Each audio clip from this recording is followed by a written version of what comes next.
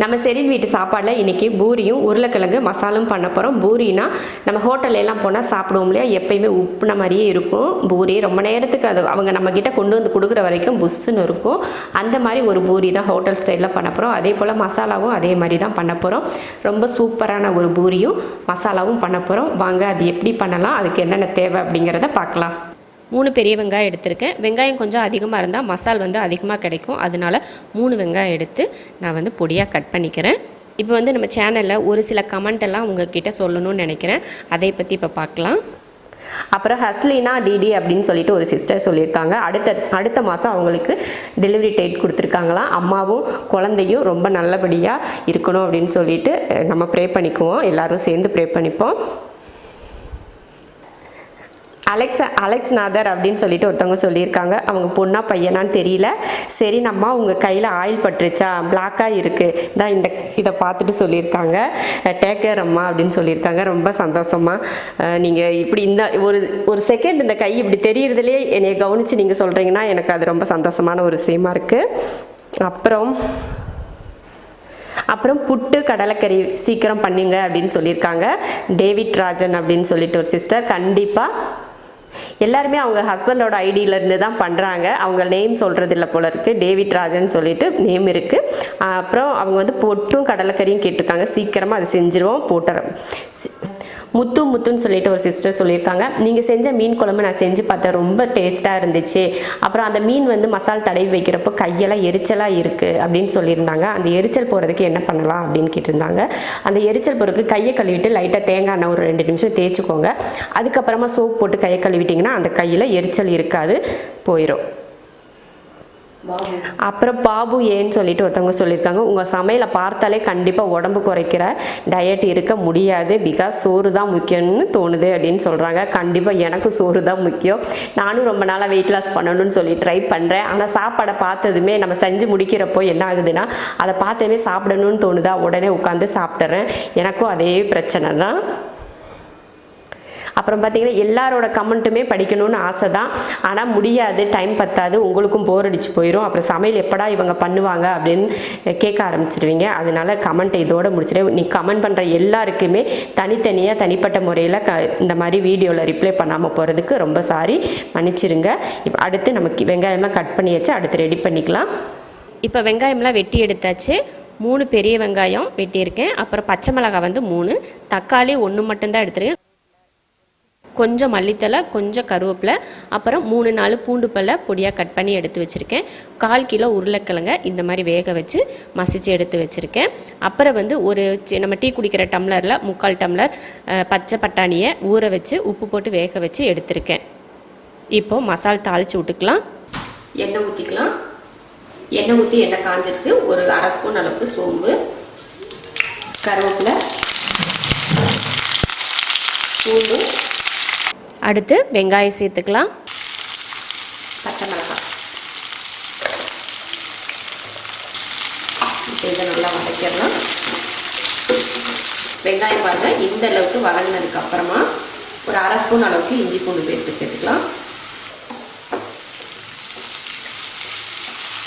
1/4 spoon அளவுக்கு கரம் மசாலா, கொஞ்சம் மஞ்சத்தூள், இதை கலந்துடுவோம். அடுத்து ஒரு தக்காளி, சின்ன தக்காளியாக போடுங்க, பெருசாக போட்டுறாதீங்க, ரொம்ப தண்ணியாக ஆயிடும். தக்காளி கொஞ்சம் நேரத்துக்கு வதங்கட்டும். அதுக்கப்புறம் வேறதெல்லாம் சேர்த்துக்கணும்.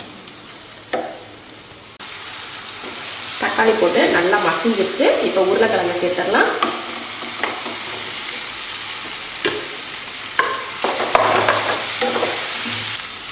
தேவையான உப்பு,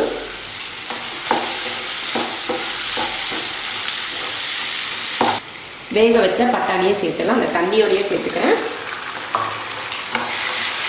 உப்பு போட்டு தான் வேக வச்சுருக்கோம்.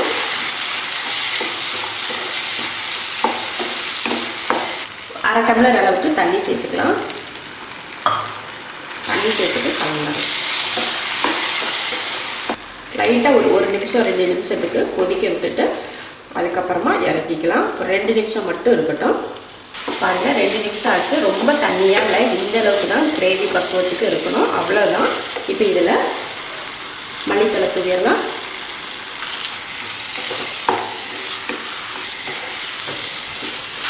அவ்வளோதான், உருளைக்கிழங்கு தக்காளி மசாலா ரெடி ஆகிடுச்சு பூரிக்கு. இதை மாற்றி வச்சுட்டு நம்ம பூரி பண்ணிக்கலாம். பூரிக்கு மசாலா ரெடி ஆயிடுச்சு. அடுத்து மாவு பிசைஞ்சு நம்ம பூரி எடுத்துக்கலாம். இந்த கப்பில் தான் நான் மாவை வந்து அளந்து எடுத்திருக்கேன். அது எப்படி அளந்திருக்கேன் அப்படின்றத பார்க்கலாம். நான் இது வந்து கோதுமை மாவு எடுத்திருக்கேன். 1.5 கப் கோதுமை மாவு எடுத்திருக்கேன். இந்த கப்பில் 1.5 கப் கோதுமை மாவு, அப்புறம் மைதா. இது வந்து 1 கப் மைதா. 1.5 கப் கோதுமைக்கு 1 கப் மைதா எடுத்திருக்கேன். அப்புறம் ரவை சேர்த்துக்கலாம். ஒரு 3 ஸ்பூன் அளவுக்கு ரவை சேர்த்துக்கோங்க. 3 ஸ்பூன் அளவுக்கு சேர்த்துக்கோங்க போதும். இப்போ இதை மிக்ஸ் பண்ணிக்கலாம். ரவை போட்டால் தான் பூரி வந்து உப்பெல்லாம் வரும். தேவையான உப்பு, தண்ணி ஊற்றி வந்து கொஞ்சம் கொஞ்சமாக தண்ணி ஊற்றி பிசைஞ்சுக்கோங்க. நீங்கள் மைதாவுக்கு பதில் கோதுமை மாவு மட்டும் கூட நீங்கள் சேர்த்துக்கலாம். மைதா சேர்க்க பிடிக்கல அப்படின்னா வெறும் கோதுமை மாவும் ரவையும் மட்டும் கூட சேர்த்துக்கலாம். பூரிக்கு மாவு பிசைஞ்சாச்சு. இப்போ பூரி தேய்ச்சிக்கலாம்.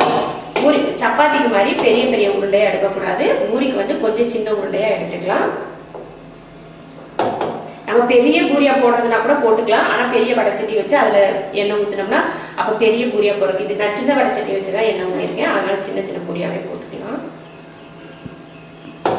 இந்த சைஸ் உருண்டை போதும். அப்போ தான் பூரி வந்து நமக்கு கரெக்டான அளவில் வரும். எப்பவும் போல தான் நம்ம மாவில் கொஞ்சம் மாவு தேய்ச்சிட்டு, நான் மாவு வந்து மாவு பிசைஞ்சிட்டு இருக்கிறப்பவே அடுப்பில் எண்ணெய் ஊற்றி வச்சுட்டேன். எண்ணெயும் ஓரளவுக்கு காஞ்சிட்ருக்கு. நம்ம கரெக்டாக தேய்க்க அதை போட்டு எடுக்க கரெக்டாக இருக்கும். இந்த அளவுக்கு பூரி போதும். இப்போ 2-3 தேய்ச்சி வச்சுட்டு அதுக்கப்புறமா நம்ம வந்து பொரிச்சு எடுத்துக்கலாம். சப்பாத்தியை விட பூரி செய்கிறது தான் ரொம்ப ஈஸியான வேலை. ஏன்னா சப்பாத்திக்கு வந்து மாவு வந்து நல்லா பிசையலைன்னா சப்பாத்தி வந்து சாஃப்டாக வராது. பூரிக்கு மாவு எப்படி பிசைஞ்சாலுமே பூரி சூப்பராக வரும். தேய்ச்சாச்சு. ஒரு 3 பூரி மட்டும் தேய்ச்சிருக்கேன்.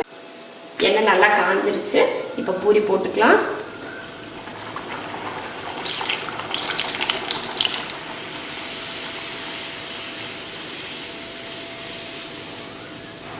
இப்போ வந்து கரண்டியை வச்சு அமுத்தி விட்டோம்னா பூரி நல்லா மேலே எழுப்பி வரும்.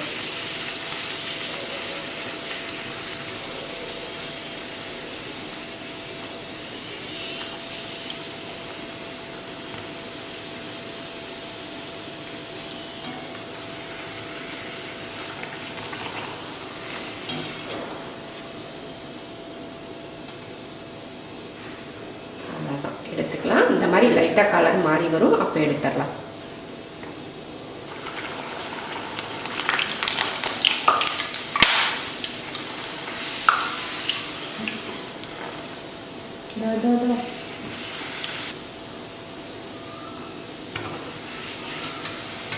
அவ்வளோதான். பூரி இருக்கிற எல்லா பூரியும் இது போல் போட்டு எடுத்துக்கலாம்.